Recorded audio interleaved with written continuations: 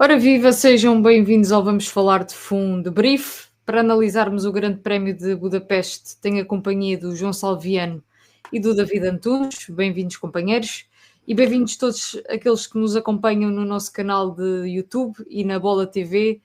Vamos começar esta análise do Grande Prémio por quem lá esteve. Salviano, és um habitué, digamos assim, do Hungaroring.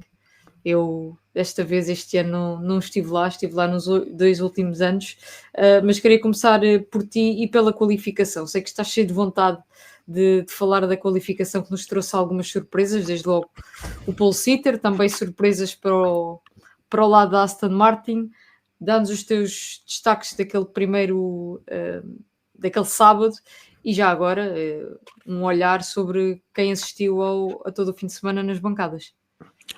Ora, em primeiro lugar, muito boa noite, boa tarde, bom dia, quem nos vê e ouve, seja no podcast, seja na Bola TV. Sim, tive a sorte de voltar ao Hungaroring, que é o meu grande prémio caseiro, porque eu vivo em Budapeste e foi a minha 12ª vez no Grande Prémio da Hungria. Viste o lugar cativo já? Sim, Cadeirinha, já me com deviam nome. oferecer, exatamente. Um lugar de leão, mas é aqui na bancada do Hungaroring. E é sempre uma experiência espetacular, ir ao circuito e sentir aquele ambiente. E eles fizeram obras de renovação para este ano e a nova bancada central é espetacular, toda a zona envolvente está toda muito mais organizada. Também melhoraram a organização nos acessos para quem vai de carro. Portanto, acho que é um grande prémio que continua a valer bem a pena ir ao vivo e assistir, e o circuito ao vivo é espetacular. E tem-nos dado boas corridas ultimamente. E este ano deu-nos uma qualificação do outro mundo, acho que foi a melhor qualificação do ano até agora. O Q3 foi algo de espetacular, com muita incerteza, muita emoção. Já sei que se deve muito às voltas menos conseguidas dos dois McLaren, que eram de facto os melhores carros, mas a verdade é que as condições não estavam fáceis e é nestas alturas que sobressaem os dotes de cada piloto. E Leclerc acaba por levar a pole com uma volta fabulosa no Q3, mas estivemos ali por momentos a pensar que ainda íamos ter um Aston Martin em segundo e outro em terceiro ou quarto. Tivemos o Russell a ficar em cima dos McLaren em termos de tempo, os dois McLaren separados por nada. Portanto, nós tivemos ali os 6 primeiros em uma décima, pouco mais do que isso. E as diferenças eram mínimas, quer dizer, podia ter caído qualquer um deles. E num circuito como o Hungaroring, que é um circuito técnico e que exige muita perícia da parte dos pilotos, é espetacular ver que eles conseguiram anular as diferenças dos carros com base nisso, porque no Q3, para quem não sabe, levantou-se muito vento no circuito e isso mudou as características do traçado, a forma como eles abordavam as curvas e tudo mais, e alguns foram apanhados na curva, literalmente. E acho que costuma-se dizer que o Hungaroring é o Mónaco da Europa de Leste, e desta vez deu-nos uma qualificação à Mónaco, e para mim foi o momento alto do fim de semana. Depois, em relação à corrida, a corrida não foi tão excitante e emotiva como a qualificação, mas a maneira como a qualificação colocou os carros na grelha de partida ajudou a que tivéssemos uma corrida muito interessante no domingo também, mas acho que já lá vamos a seguir. David, antes de avançarmos para a corrida, queria ouvir os teus destaques também da qualificação. Talvez, o que é que te surpreendeu mais? Se a pole position do Charles Leclerc ou se o lugar onde ficar os Aston Martin? Boa noite. Surpreendeu-me bastante a pole position do Charles Leclerc, apesar do tempo ter sido mais lento, o tempo da pole foi mais lento do que no Q2, fruto dessas questões que o Salviano já referiu. Não fiquei... O que é certo é que ele foi o piloto que melhor se adaptou àquelas condições e conseguiu sacar um coelho da cartola, um bocado como o Max em Stuttgart, por exemplo. E eu Fiquei um bocado surpreendido também pelos resultados dos Aston Martins, não que eles estavam a ter um fim de semana bastante positivo, davam boas indicações, mas isso também já aconteceu, não de uma forma tão vincada como nos treinos livres deste Grande Prémio, mas já aconteceu algumas vezes e depois acabava sempre por falhar ali qualquer coisa ou um dos pilotos não conseguir. O facto de terem conseguido os dois ficarem em quinto e em sexto, separados por uma décima, foi verdadeiramente impressionante e espero que continuem com esta forma na segunda metade do campeonato. Já vamos olhar em mais detalhe para a performance dos dois Aston Martin. Queria começar pela McLaren. O traçado do Hungaroring começa a ser um traçado onde encontramos história relacionada com estes dois pilotos. O ano passado foi assim, este ano também. Salviano, Lando Norris venceu com uma estratégia de uma paragem, 31 voltas de médios, 39 de pneus duros. Piastri optou por duas paragens, de resto uma estratégia que claramente estava desenhada antes do arranque desta corrida. A minha pergunta é, quão importante foi aquela primeira volta para o desenrolar das estratégias dos McLaren, em particular a estratégia de Lando Norris? Eu acho mais importante que a primeira volta foi a forma como o Lando Norris conseguiu recuperar da primeira volta, porque ele arranca mal mais uma vez, perde duas posições, é ultrapassado pelo Russell e pelo Alonso, e depois não perde a cabeça, entra no seu ritmo. Ele sabia que tinha carro para ir buscar estes dois, mais volta, menos volta, e depois de os ultrapassar consegue manter-se na esteira do Oscar Piastri, indo recuperando lentamente a diferença que já tinha para ele. A ponto que quando o Oscar para, ele não está já muito longe do Piastri, e ele aí toma a decisão que lhe dá a vitória, que é prolongar o stint ao máximo. E eu acho que o que se tem que gabar aqui é a capacidade do Norris de, não tendo perdido a cabeça e tendo recuperado as duas posições que tinha perdido na largada, ter mantido o jogo de pneus a funcionar com boa performance e estender aquele stint por mais 10 ou 12 voltas que o Piastri. E é isso que lhe permite depois fazer só uma paragem, não é? Porque eu já li, já me disseram que muita gente acha que a McLaren favoreceu o Norris com esta estratégia. Eu acho que as pessoas deviam começar a perceber como é que isto funciona. Quem para primeiro é que escolhe a estratégia que vai meter. O segundo fica sempre condicionado. E a estratégia que o Piastri escolhe era aquela que, à partida, seria a mais rápida, que é duas paragens, duros, médios.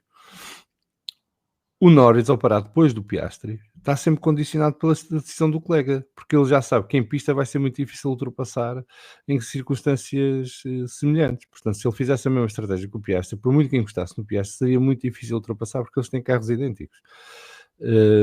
E era mais problemático para ele. Portanto, ele tenta fazer um overcut. E com uma paragem só, não é um overcut puro, mas estende o primeiro stint, e está a contar que o colega vai ter que parar outra vez, porque ele para no momento da corrida em que não lhe permite ir até ao fim com os pneus duros a funcionar em pleno. E, portanto, é uma jogada brilhante, ele fez tudo certo, não cometeu erros, geriu muito bem os dois stints, aguentou bem o ritmo da corrida para chegar ao fim e ainda ter pneu para se defender do Piastri quando ele chegasse. E, portanto, muitas vezes critica-se o Norris do ponto de vista mental ou durante a corrida por ter alguma quebra. Aqui não teve, foi perfeito e conseguiu o resultado que desejava, que era a vitória. Portanto, parabéns ao Norris. E o Piastri não fez nada de errado e, portanto, também não há nada a apontar ao Piastri. Houve, no fundo, uma capacidade de o Lando se adaptar às circunstâncias que a corrida lhe entregaram. David, o Salviano tocou aqui num ponto que tem sido discutido, que é a forma como a equipa geriu a estratégia dos dois pilotos. Queria te perguntar se achas que a equipa geriu bem, ou seja, se foi justa para ambos, ou se deveria ter feito aquilo que fez o ano passado e pedir aos pilotos no final, nas últimas voltas, para trocarem de posição? Eu acho que isso era o pior cenário depois daquilo que já aconteceu o ano passado. Eu acho que eles geriram muito bem a situação, deram a hipótese de ambas as estratégias a ambos os pilotos. O Piastri quis tentar o undercut ao Leclerc na primeira paragem. Há ali algumas comunicações de rádio que indiciavam que se calhar o Piastri ia tentar apenas uma paragem, mas depois da paragem do Leclerc ele decide fazer a mesma coisa, e eu acho que foi honestamente uma corrida ganha no braço pelo Norris, que ele teve um ritmo bastante forte durante a corrida. Ele na partida perdeu as tais 2 posições, ultrapassou rapidamente o Alonso. Eu acho que ele não larga mal para a corrida. Acho que o Piastri faz exatamente a mesma coisa que fez o ano passado, que é fecha na primeira curva, e o Norris ficou atrás do Piastri preso, e os outros dois passaram praticamente por fora, ou tiveram uma saída melhor da primeira curva. Eu acho que a situação acabou por ser bem gerida. Imaginemos o seguinte, isto há para todos os gostos, mas se não tivesse sido dada uma estratégia, a hipótese de estratégias diferentes a ambos os pilotos, e o Norris tivesse que fazer exatamente a mesma estratégia do Piastri, só porque teoricamente tem que se dar primazia ao piloto que está melhor colocado em pista, provavelmente íamos ouvir as mesmas críticas que temos ouvido em relação à McLaren, como já aconteceu noutras corridas. Portanto, isto nunca dá para agradar a gregos e a troianos. Nós, a certa altura da corrida, já depois da primeira paragem, creio que, se a memória não me falha, um bocadinho antes de Oscar Piastri fazer a segunda paragem, ele responde ao engenheiro Salviano: I don't really care about Leclerc, I just want the best chance to try and beat Lando. Basicamente não quero saber do Leclerc, quero apenas saber da melhor hipótese que tenho para bater o Lando Norris, ultrapassar o Lando Norris. O que é que esta mensagem te diz nas entrelinhas? Não diz nada especial, diz-me o óbvio. O foco dele é o colega de equipa, porque é o adversário dele no Campeonato do Mundo de Pilotos. E até ao fim do ano eles vão querer estar à frente um do outro, seja em que circunstância for. Já não é necessariamente ganhar corridas, é acabar à frente do colega de equipa. É esse o principal objetivo. E o Piastri, que está à frente do campeonato, isso é o que lhe interessa mais nesta altura, não é? É ir acabando à frente do Norris. Dirias que o lado da boxe do Piastri demorou demasiado tempo a perceber onde é que estava o foco certo? Não, eu acho que eles, a partir do momento em que param, quando pararam para a primeira paragem, traçaram o destino daquela corrida. Porque ele posto numa situação de inferioridade em relação ao Norris, quando o Norris para e decide por uma paragem só. Portanto, o Piastri não podia estender aquele stint. A única alternativa que tinha era voltar a parar e, com isso, com pneus mais frescos, poder tentar recuperar a diferença para o Lando, e quase que o conseguiu. Portanto, o Lando leu a corrida melhor do que o Piastri, no meu entender. Mas também porque teve o privilégio de esperar para ver o que o Piastri ia fazer. A circunstância estava a seu favor. Sim, e fez tudo certo o Lando. E, portanto, eu vou dizer uma coisa para ser polémica, mas, por exemplo, eu no lugar do Lando, se o Piastri chegasse e tentasse passar a sério, eu fechava. E se bater, bati. Porque para o Lando, a partir daquele momento, se o Piastri passa, é abrir o fosso para o colega da equipa. Portanto, o Lando ali já não tinha nada a perder. O Piastri é que tinha que arriscar. E arriscou, e quase dava pódio ao Alonso. Ficámos perto. Eu tive ali 2 momentos que estava mesmo a torcer porque eles batessem. Era quando o Russell e o Leclerc estavam em luta e quando os dois McLaren estavam em luta. Infelizmente, para mim, nenhum deles provocou os abandonos necessários. Mas eu acho que o Piastri, a meio da corrida, percebeu que seria muito difícil recuperar em relação ao colega de equipa e, portanto, não acho que tenha havido um erro da parte da estratégia, não acho que tenha havido um erro da parte da equipa. Acho que as circunstâncias jogaram a favor do Lando, o Lando interpretou isso bem e usou isso a seu favor. E foi impecável. Não o vimos a queimar travagens como vimos em Spa, por exemplo. Não é? Vimos um Lando muito mais concentrado, muito mais compenetrado, a fazer um ritmo certo, sem cometer loucuras, a saber gerir os vários momentos da corrida de forma perfeita. Eu acho que não há nada a apontar, o Lando faz uma corridaça. E quem disser que não, na minha opinião, não percebeu o que viu. Muito bem. Este grande prémio definitivamente manteve o campeonato em aberto, pelo menos o campeonato de pilotos, o campeonato de equipas está resolvido, com o primeiro lugar a ir para a McLaren com 559 pontos, em segundo lugar a Ferrari 260, quando eu digo que está resolvido é a conquista deste título, e terceiro lugar Mercedes com 236 pontos. A luta faz sobretudo no campeonato de pilotos. A diferença entre Oscar Piastri e Lando Norris neste momento está reduzida a 9 pontos, com o Piastri a ter 284 pontos e o Lando Norris 275. David, a McLaren tem, e olhando agora momentaneamente um bocadinho para a frente, tem sabido gerir esta batalha que se faz entre estes dois pilotos, porque há algum tempo já que é um campeonato entre dois pilotos. Já vimos situações mais ou menos complicadas, algumas vieram do ano passado na gestão entre eles.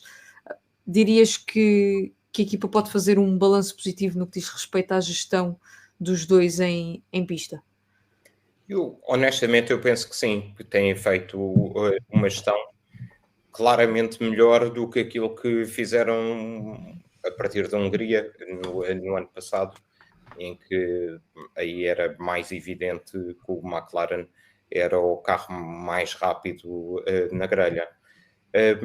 Eu gosto particularmente da forma como estão a fazer agora as coisas, que é darem a possibilidade ao piloto que vai atrás de tentar fazer algo diferente, como aconteceu na Bélgica e como aconteceu aqui na Hungria.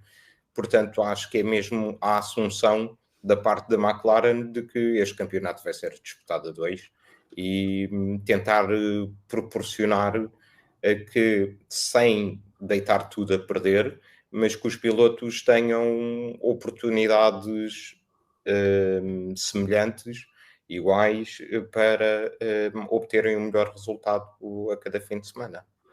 Só acrescentar uma coisa, que não há nenhuma razão neste momento para a McLaren não fazer isso. É que não há nenhuma ameaça externa. Portanto, o Max não tem carro, nem está em condições de lutar pelo campeonato com os McLarens, a não ser que os McLarens se comecem a atrapalhar um ao outro e a provocar abandono. E mesmo aí, dificilmente o Max reentra na luta. Sobretudo depois do que vimos este fim de semana, que o carro de facto tem debilidades muito fortes em certo tipo de circuitos. E portanto, a McLaren não tem nenhuma moral para chegar a um briefing com os pilotos e dizer agora vamos apostar neste porque o Max vem aí e pode tirar-nos o campeonato. Não é? Portanto, a McLaren está a gerir isto da melhor maneira que pode, sabendo que tem dois pilotos que vão lutar até ao fim pelo campeonato. Para a McLaren é um regresso ao passado. A McLaren sempre foi uma equipa que teve este bom problema em mãos repetidamente.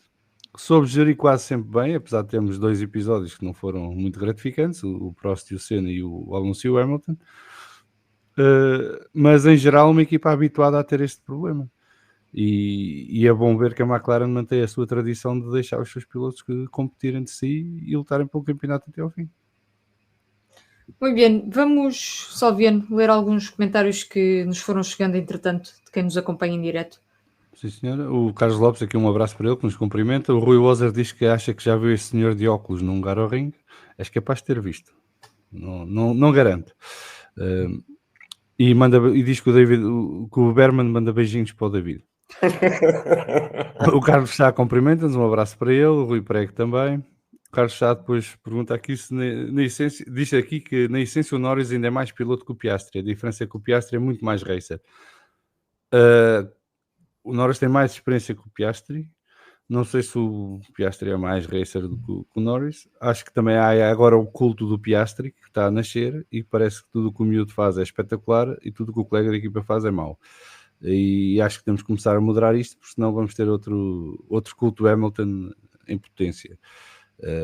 O Piastri é muito bom piloto, mas é miúdo, e não tem a experiência necessária para uma série de coisas, e vê-se que ao longo da temporada tem feito erros. O Lando também. Os dois estão muito equiparados, não acho que haja um que seja muito melhor do que o outro, nem acho que um seja mais racer do que o outro, acho que os dois são à sua maneira, não tem que ser os pilotos todos iguais. O Prost e o Senna eram muito diferentes na forma como corriam, e os resultados não eram muito diferentes entre eles, por exemplo. Não sei se vocês querem acrescentar alguma coisa. O Rui Prego pergunta-me se eu posso comentar como é o ambiente no Grande Prémio da Hungria, que tem a ideia que é uma festa pan-europeia. É assim, os dados dos organizadores do Grande Prémio aqui apontam para cerca de 80% dos espectadores virem de fora da Hungria. E depois aí vem sobretudo da Europa, porque é o que está mais perto. Este é o Grande Prémio mais barato na Europa para se assistir, para ter uma noção. No conjunto, entre preço do bilhete, preço da estadia, viagem de avião e depois os custos locais. E, portanto, tornou-se um grande prémio muito atrativo para muita gente do continente europeu. E a nível de calendário é o que tem os bilhetes, sendo que depois depende de onde é que vais, claro, mas é o que tem os bilhetes mais baratos, não é? Sim, na Europa sim. E depois tem outra coisa que é na última semana de julho, normalmente no último fim de semana de julho é o primeiro fim de semana de agosto, anda por aqui, o que é uma boa altura porque as pessoas podem tirar férias e podem vir. Que é algo que me leva a questionar porque é que há um intervalo de 4 semanas em agosto. Podiam fazer o intervalo de 4 semanas noutra altura do ano, em junho, por exemplo, atrapalhava menos. Porque em agosto as pessoas estão de férias e podiam ir aos grandes prémios, mas pronto, é o que temos. Mas sim, é um ambiente muito multicultural e cosmopolita e internacional aqui no Grande Prémio da Hungria.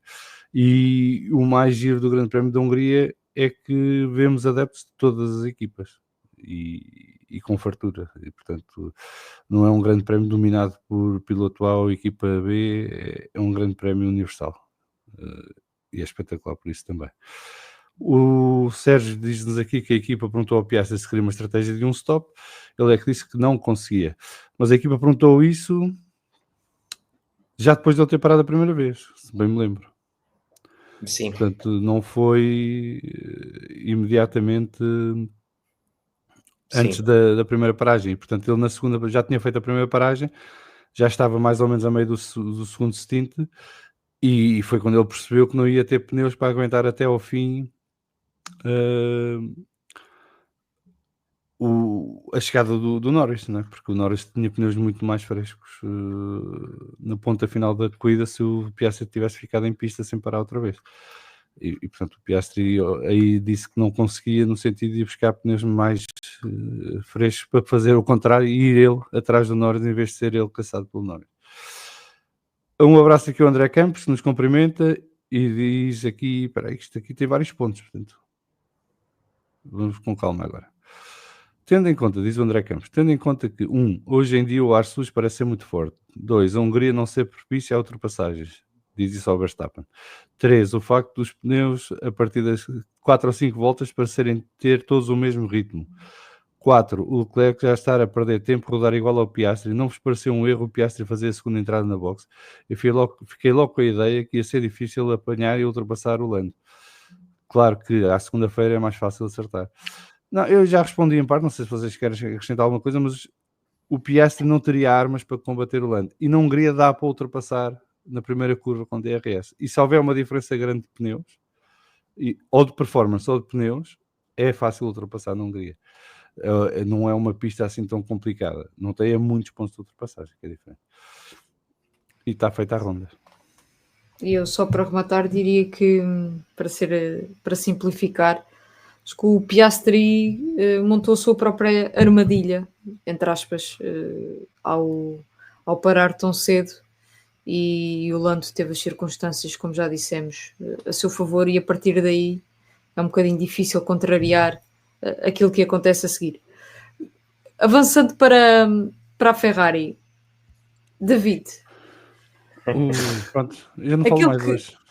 Aquele que podia ser o fim de semana de glória, pelo menos para parte da Ferrari, para ali para o lado de Charles Leclerc, desmoronou-se por completo a partir de mais ou menos a volta 40. O que dizer? O que dizer, exatamente, o que dizer é que ainda por cima ele fez um bom primeiro stint, um bom segundo stint, e depois ali, como tu disseste, depois da segunda paragem, aquilo complicou-se um bocado, por motivos que ainda não sabemos, mas o que é certo é que ele perdeu andamento, e se nós virmos os onboards, houve algumas alturas em que eles puseram o onboard do Leclerc, e eu estava a ver aquilo e pensei assim, ele está a cometer muitos erros. O carro parecia mais difícil de conduzir. Independentemente disso, acho que ele teve um grande fim de semana. O facto de ter conseguido liderar a corrida naquele primeiro stint com a vantagem de cerca de 2,5 segundos para o Piastri não deixou de ser bom. É um bocado o poder do ar limpo que o André ainda há pouco referia. Mas depois deu tudo para o torto. Não falharam na estratégia, na minha opinião. A Ferrari esteve impecável nesse aspecto. Há o tal problema que ninguém sabe muito bem quem é. Acho que nem eles próprios ainda conseguiram descobrir. Do outro lado da garagem, as coisas estiveram bastante mais complicadas durante todo o fim de semana e foi logo comprometido com aquela qualificação, que é um pouco inglória tendo em conta as diferenças de tempo para passar ao Q3, porque acho que foi por 76 milésimos que não passa, mas depois o ritmo de corrida deixou-me um bocado a desejar.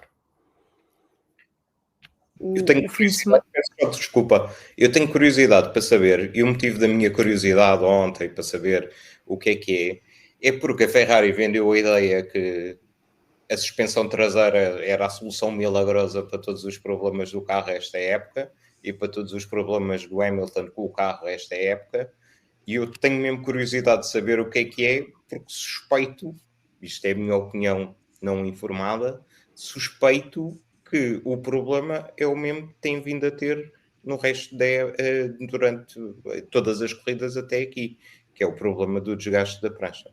Mas vamos ver. Eu ia dizer que o fim de semana da Ferrari faz-me lembrar aquelas pirâmides de cartas que vocês mexem uma e sai do sítio e aquilo vem por aí abaixo. Salviano, tu viste tudo isto na primeira... Não digo na primeira fila, espero que não, porque a tua visão na primeira fila da bancada seria pior, mas ao vivo e a cores. O que é que se tira dali? Eu acho que a Ferrari tem um problema grave em mãos. Já disse isso algumas vezes no Vamos Falar de Fã à quinta-feira. Tem um piloto estrela que não se adapta ao carro e tem uma equipa que não consegue ajudar o piloto estrela a ter um carro mais adaptado ao seu estilo de condução. E isto começa a ser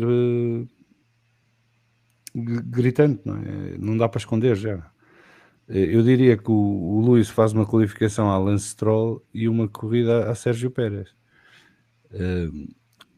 A qualificação a Lance Stroll, porque para quem não sabe, o Lance Stroll quando fica eliminado no Q1 ou no Q2 normalmente está a milésimas de passar e não passa.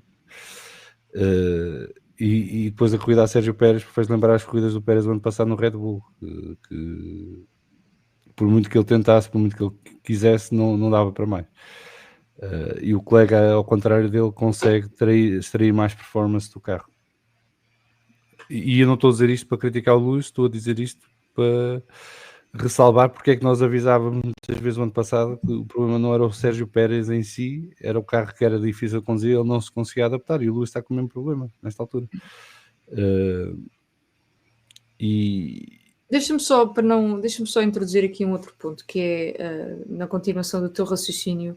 O Luís, das várias coisas que disse ao longo do fim de semana, há duas que se destacam. A primeira, depois da qualificação, quando ele diz que se sente que é completamente inútil, que o problema era dele, e no final da corrida dizia que há muita coisa a acontecer nos bastidores e nenhuma delas é positiva. Faz-me lembrar um Lewis de 2012, por aí, quando estava na McLaren a sofrer um bocado, quando teve a sua mítica guerra com Massa, que não foi no ano em que eles lutaram pelo campeonato, mas foi no ano em que os dois estavam em baixo de forma. Eu acho que o Lewis está um bocado perdido e não tem amparo. na equipa. A transição não está a ser mais difícil do que ele esperava. E acho que a Ferrari não estava preparada para receber um piloto deste calibre. E com a pressão que vem em cima de assinar alguém como o Lewis Hamilton. E acho que isso se está a notar muito. Há a decisão surpreendente da semana passada de renovarem Vasseur. Não percebo porquê.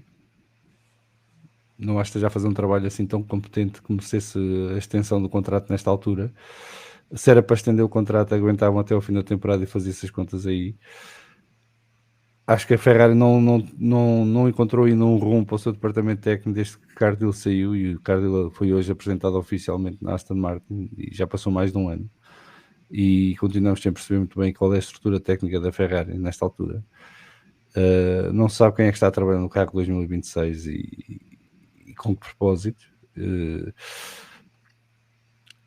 E portanto a situação está esquisita. Isto é estranho porque a equipa está em segundo lugar do campeonato de construtores, não é? Continua lá.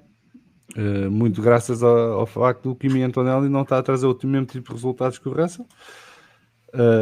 Mas eu acho que eles têm agora 4 semanas para pensar muito bem o que é que precisam de mudar e como.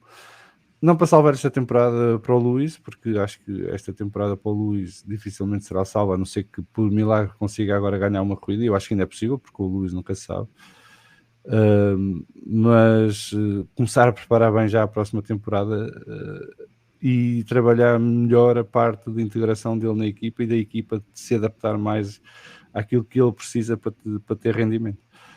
Mas como é que, e para quem nos acompanha, essa pergunta pode-lhes passar pela cabeça, como é que uma equipa como a Ferrari, que é a Ferrari, não está preparada para receber um piloto como o Lewis Hamilton? Eu acho que ninguém tem noção do que é Lewis Hamilton nesta altura, em termos de figura mediática. O Lewis Hamilton neste momento extravasa a Fórmula 1. Em termos mediáticos, está muito acima do resto dos pilotos. E quando tens o Lewis Hamilton na tua equipa e as coisas não estão a correr bem, não é muito fácil gerir essa situação. E o Lewis Hamilton não é uma pessoa que seja necessariamente discreta na forma como comenta as coisas. Ele não faz ataques, não é agressivo, mas isso é óbvio. Este fim de semana. É óbvio, não é? Ele põe cá fora o que sente e o que acha e o que pensa. O que ainda piora mais a situação para a equipa. Claro. Então uma equipa como a Ferrari, que nós já sabemos e já vimos várias vezes nesta situação, isto torna-se tudo mais complicado de gerir. Ao mesmo tempo tem ao lado um piloto que tem sangue na guerra e que não desiste nunca e vai sempre à luta e dá-te sempre o máximo e consegue extrair performance do Ferrari e está super bem integrado na equipa e não tem nenhum problema, ou seja, nunca é surpreendido com nada já, não é?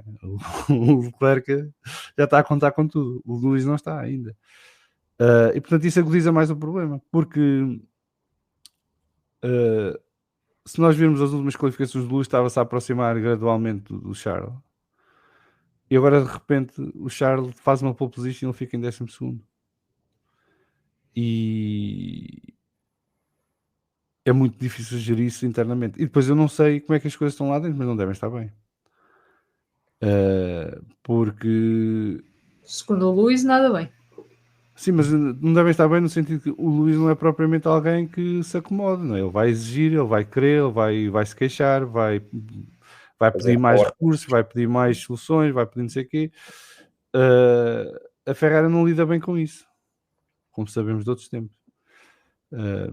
Portanto, aquilo não deve estar muito saudável lá dentro, o que também não ajuda a nada, não é? Os rádios da Ferrari, eu continuo sem perceber como é que ainda não mudaram o engenheiro de corrida do Lewis. A comunicação dele com o Adami, a falar com uma parede, fala-se melhor. É sinistro, eu não percebo. E não estou a dizer que a culpa é de um ou do outro, estou a dizer não funciona. Está na cara que não funciona. Eles não comunicam bem um com o outro. Mudem o engenheiro de corrida, metam outra pessoa que possa ter mais entrosamento com ele, mais química, que entenda melhor o que ele quer e que consiga dar as respostas que ele procura. isto não está a funcionar. Portanto, há ali uma espiral negativa e eu não sei como é que eles vão sair dela. E portanto, eu acho que o foco da equipa nesta altura, e aproveitar esta pausa das 4 semanas para pensar muito bem nisso, é esquecer este ano para o Lewis. Esquecer, não interessa. Se ficar no Q1 todas as corridas até o final do ano, não faz diferença. Trabalhar no entrosamento do Lewis na equipa, integrá-lo melhor, criar condições para ele se sentir mais confortável, mais capaz de poder dar o seu contributo à equipa e apostar para o próximo ano. É que eu tenho dúvidas que isso seja compatível com um piloto como o Lewis Hamilton.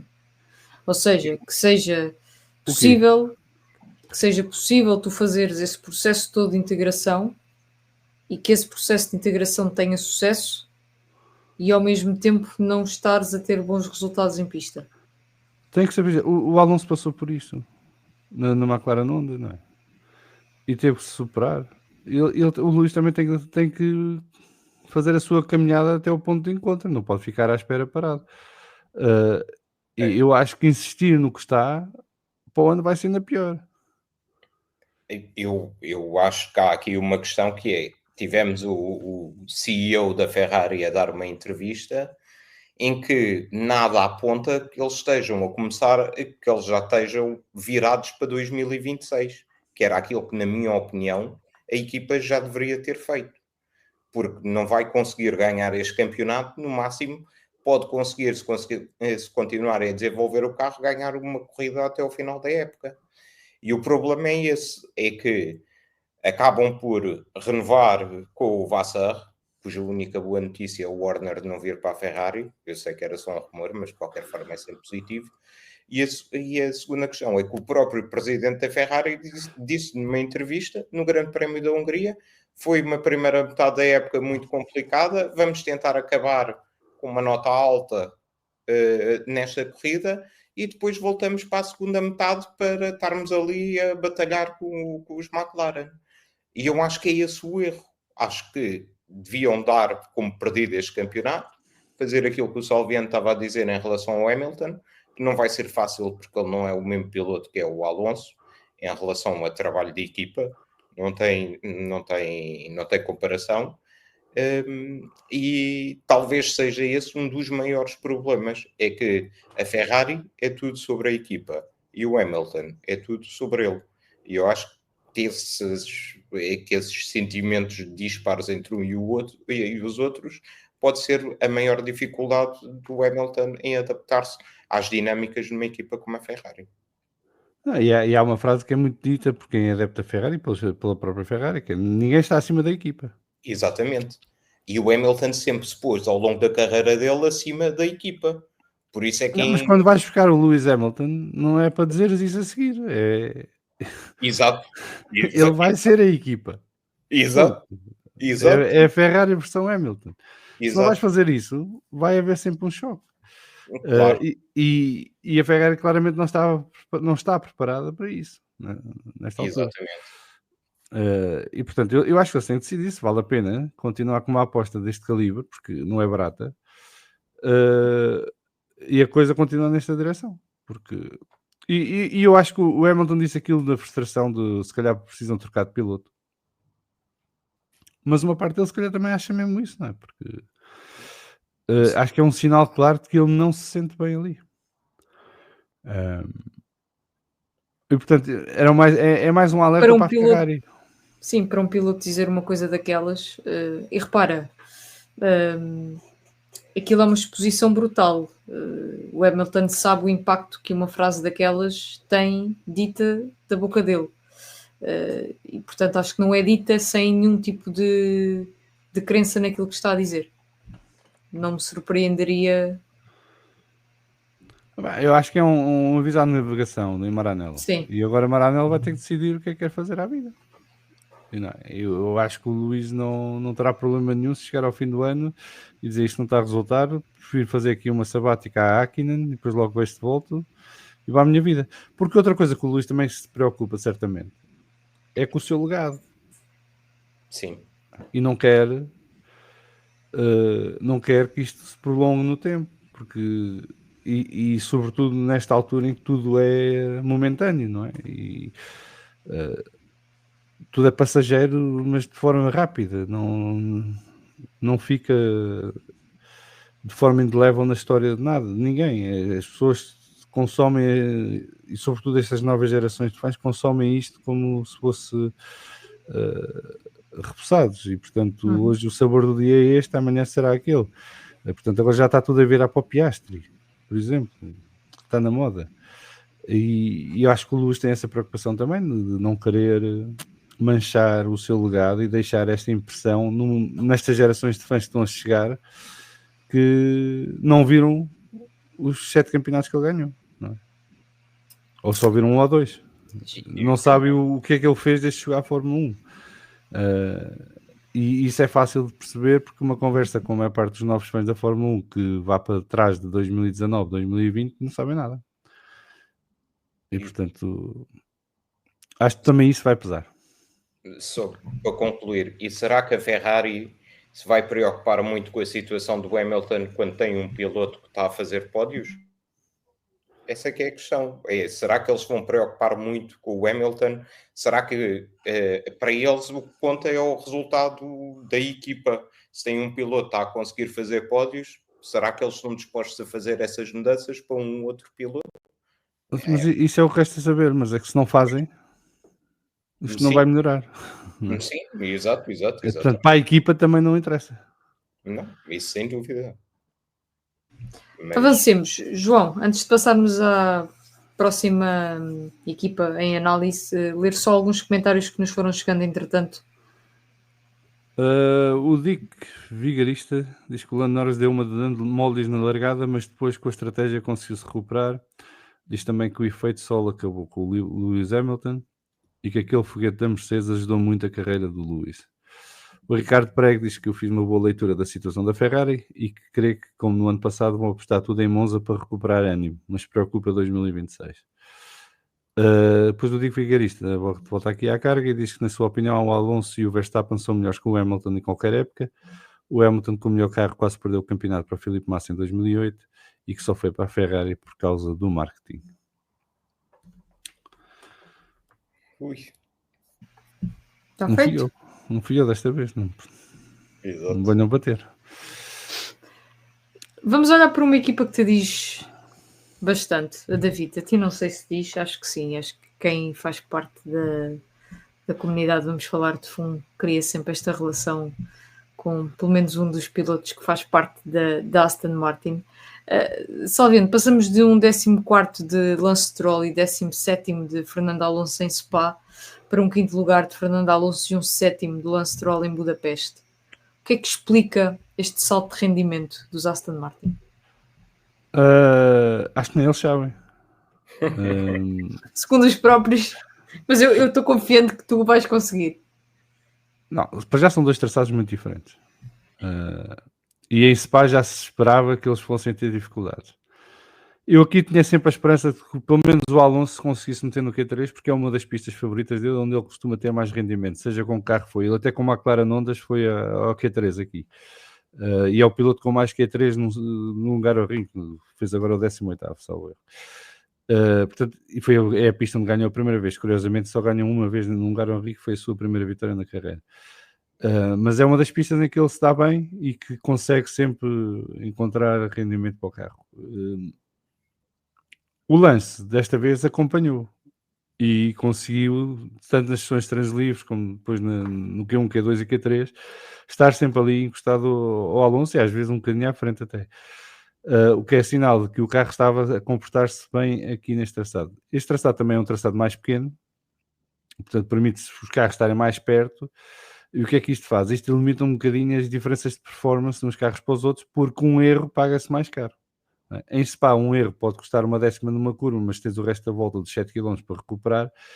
Aqui, num circuito de 4 km, que se faz uma volta em 1 minuto e 15, 1 minuto e 16, se perdes 1/10 ou 2 numa curva, é muito difícil recuperar ao longo do traçado. Portanto, era importante fazerem boas voltas, sem erros, e isso certamente lhes daria alguma vantagem no pelotão do meio. O que ninguém esperava é que isto os pusesse na luta da pole position sem querer. E acho que foi uma surpresa para toda a gente, a começar para os 2 pilotos. As voltas do Lance e do Alonso no Q3 são fabulosas. Vão ver as onboards deles. É espetacular. Eles vão no limite, a tirar tudo do carro, curva após curva, sem cometer erros, sem perder o controle. E dá a sensação que não fosse faltar um bocadinho de pneu nos últimos microsetores, aquilo tinha dado mesmo 1-2 para a Aston Martin. Pode ter sido uma situação em que eles encontraram um setup que funcionou logo à primeira e bem, e que lhes permitiu depois trabalhar para ganhar performance, coisa que eles às vezes não conseguem fazer nos outros fins de semana. Mas agora, as pessoas gostam tanto de criticar o Lance e tudo mais. Isto é um circuito de pilotos e, portanto, muito deste resultado deve-se aos dois pilotos, tanto ao Alonso como ao Stroll. Porque não fosse isso, o resultado não aparecia. E ainda bem, boa hora que aconteceu. É sempre bom acabar a primeira parte do campeonato, digamos assim, entre aspas, porque não é a primeira metade do campeonato, mas é a primeira parte do campeonato em alta. E acho que eles, ao longo dos 3 dias, provaram que não foi um acaso. Portanto, eles trabalharam bem, conseguiram ter um carro equilibrado a funcionar e os pilotos não cometeram erros e conseguiram trazer os resultados que o carro poderia conseguir no máximo da sua performance. E neste caso foi um 5º e um 7º lugar no domingo, que é fantástico. E que os põe já em 6º lugar e a ficar perto da Williams, que a Williams está no sentido inverso, que é debacle atrás de debacle, mas o James Vowles é o maior. São a equipa que mais cresce este fim de semana, a Aston Martin. David, tu encontras qual é a tua explicação para este salto de competitividade? Eu já tinha ouvido falar aquela teoria que o João Amaral referiu do fundo, terem levado um fundo errado para o Grande Prémio da Bélgica e que trouxeram um fundo novo. Eu não tenho muito a acrescentar àquilo que o Salviano disse, mas só de realçar a diferença entre os dois pilotos. Foram 17 milésimos. Eu não sei como é que nós podemos quantificar 17 milésimos. Acho que até um pescar de olhos é mais lento do que os 17 milésimos que separaram estes dois pilotos. Acho que foram um exemplo de dois pilotos na mesma equipa de extraírem o máximo do carro e maximizarem a performance do carro em qualificação e depois também em corrida, com uma grande corrida do Alonso a aguentar, a fazer a gestão dos pneus, a decidir e bem as batalhas que havia de travar e as batalhas que deveria evitar. Por isso, um grande fim de semana para a Aston Martin. Espero mesmo que continuem assim na segunda metade da época. Ainda tenho esperança do 33 esta época. Eu tenho que dizer que eu na bancada estava deliciado com a corrida do Alonso, porque o Alonso no início da corrida vai a dar DRS ao Bortoleto só para manter o Verstappen longe. Mal o Verstappen sai do DRS do Bortoleto, o Alonso vai embora.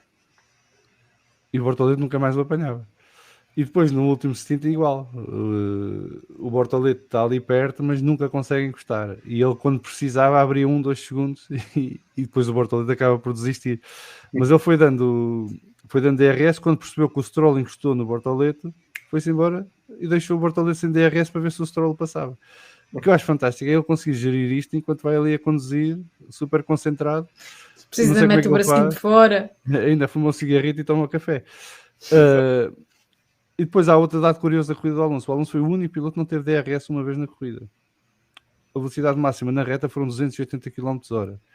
E ele, volta após volta, conseguia carregar a bateria da curva 2 até à curva 14, para depois na reta fazer o full deployment e ninguém o apanhar com a DRS. É impressionante. 44 anos, mas são 44 anos, não é de idade, é de experiência e conhecimento, porque ele, cada grande prémio surpreende.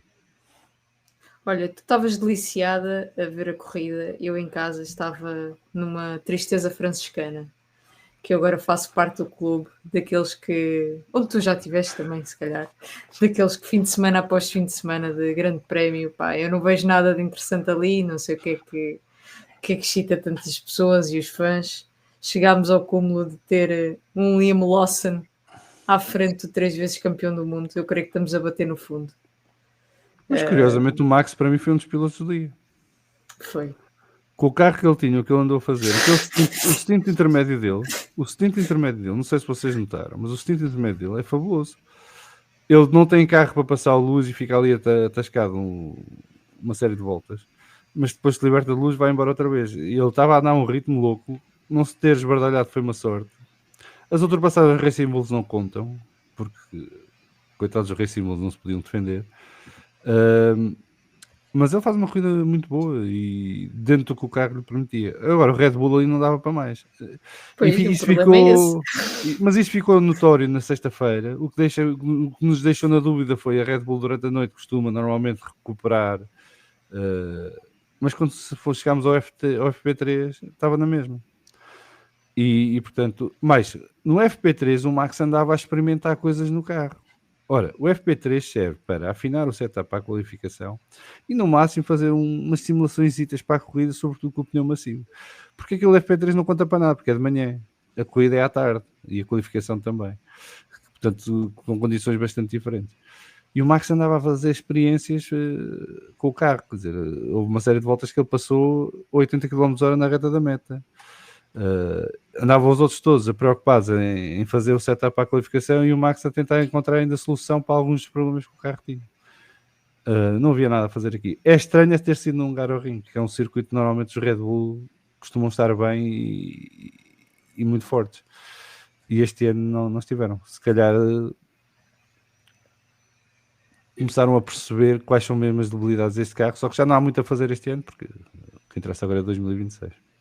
Era um bocadinho por aí, David, que eu ia pegar. Se achas que é difícil parar esta bola de neve este ano. Eu acho que vai ser extremamente difícil e vamos ver para o próximo ano em que a incerteza aumenta ainda mais. Eu peço desculpa, não quero estar aqui a corrigir ninguém, mas eu acho que o ano passado eles já tinham tido alguns problemas no Hungaroring.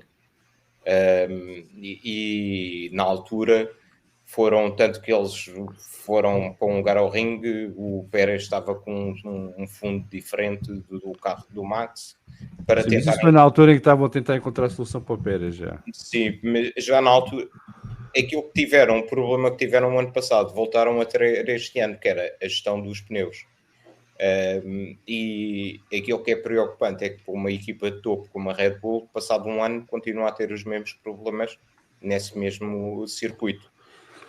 Acho que é um sinal de todos os problemas, de toda aquela comoção interna que se tem, que agora acalmou com a saída do Warner e a entrada do Laurent Mekies, mas acho que é esse o maior problema da equipa, é estar um pouco sem rumo. Vamos ver se agora, com esta nova liderança, encontram um rumo daqui a algum tempo. Salviano, antes, última ronda pelo chat, antes do último tema. O Diego Vigarista diz que pergunta aqui quais são os 5 melhores pilotos de qualificação este ano para nós. Não sei se vamos ter tempo para responder, mas eu acho que é Max, Leclerc, Lando, Piastri e Alonso, talvez, para mim. Vocês? Sim, diria que sim. Também, concordo. O Ricardo Prego diz que foi curioso que o Alonso fez 40 voltas de médios com o carro pesado e 30 de duros com o carro leve. Eu estava a gozar a dizer que os Aston estavam com medo de meter os duros. Então, estava a ver que ainda vão fazer uma corrida à Vettel, que era a parar na última volta. O Diego Vigarista diz que o carro da Aston Martin surpreendeu toda a gente este fim de semana e que o Alonso segurou todo o mundo atrás dele. Mas é muito aquilo que eu estava a dizer. Eu no Hungaroring faz isto muito. Foi a célebre vitória do Ocon, foi assim que foi conseguida, porque foi assim que ele travou o Lewis, que era carregar a bateria ao máximo entre a curva 2 e a 14 e depois na reta meter a bateria toda no lançador na saída da curva para abrir o máximo possível para o DRS não ter efeito. Um abraço ao Sérgio de Matos, que diz boa noite a todos. Se o Lewis Hamilton não se safar na Ferrari, tem uma esfregona nova para troca. Isto porque, para quem não sabe, o Sérgio disse-me desta temporada que o Lewis ia varrer o chão com o Charles. O Diego Vigarista diz que outro que foi muito bom foi o Bortoleto. Não sei se é o tema seguinte, mas já lá vamos então. E que no começo pensava que o Verstappen ia passar toda a gente. O André Campos diz que a estatística que interessa a toda a gente é saber qual a porcentagem de vitórias do Lando quando a Margarida vai correr ao vivo. Mónaco e Hungria foi sinónimo de vitória. E o Diego Vigarista diz ainda que os Chaubas nos treinos estavam mal, mas que impressionou-lhe que o Bortoleto mudou tudo no carro e deu resultado tanto na qualificação como na corrida. Achas que as pessoas começam a perceber agora quão bom é o Bortoleto?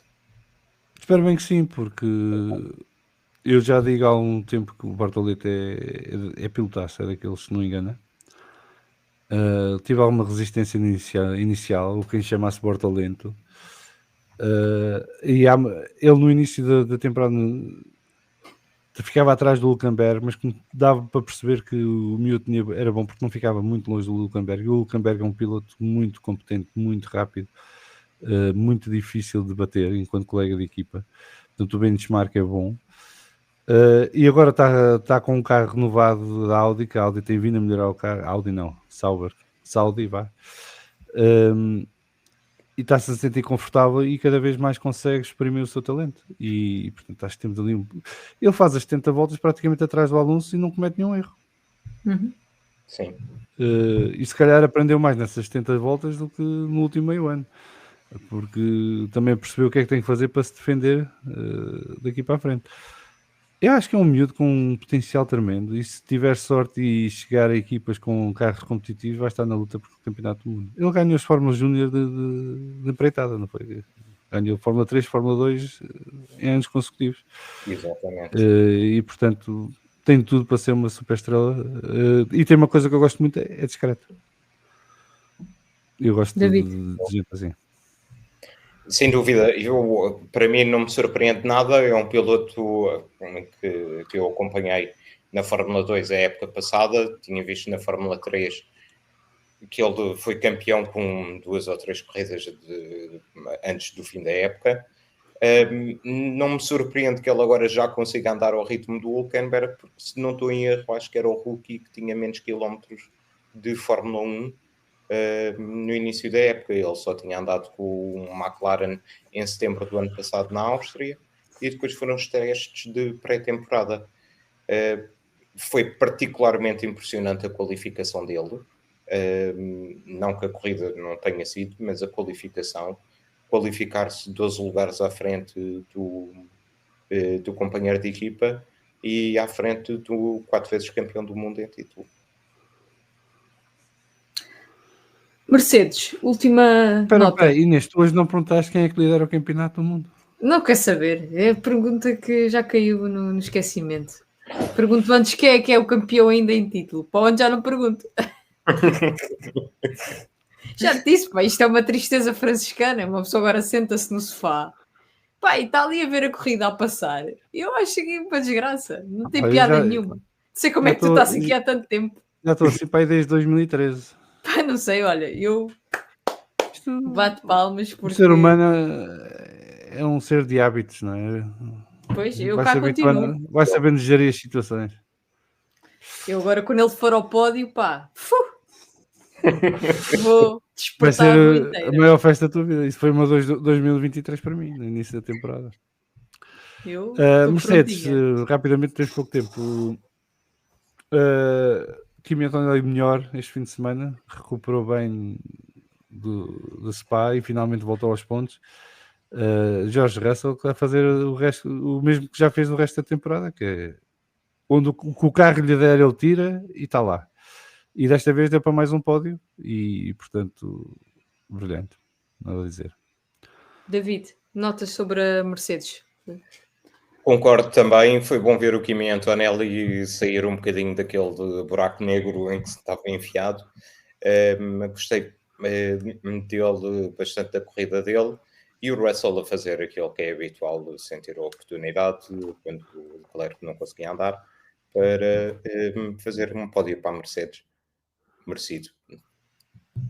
Muito bem, sendo assim, da minha parte, Max Verstappen, pronto, continua a ser o campeão em título, para o ano falamos. Tens mais 6 meses, não, 5, pá. Epá, aguardo que estas 4 semanas tragam um pequeno milagre para a Red Bull, tenho dúvidas que isso aconteça, mas a festa está prometida para o pódio, quando ele voltar ao pódio. Com certeza, vitórias da quando ele for ao pódio eu venho aqui perguntar quem é que foi ao pódio, não é quem é que lidera o campeonato, é quem é que foi ao pódio. Meus amigos, muito obrigada pela vossa companhia, está tudo dito no Vamos Falar de FUN, a Fórmula 1 faz uma pausa, nós voltamos em breve.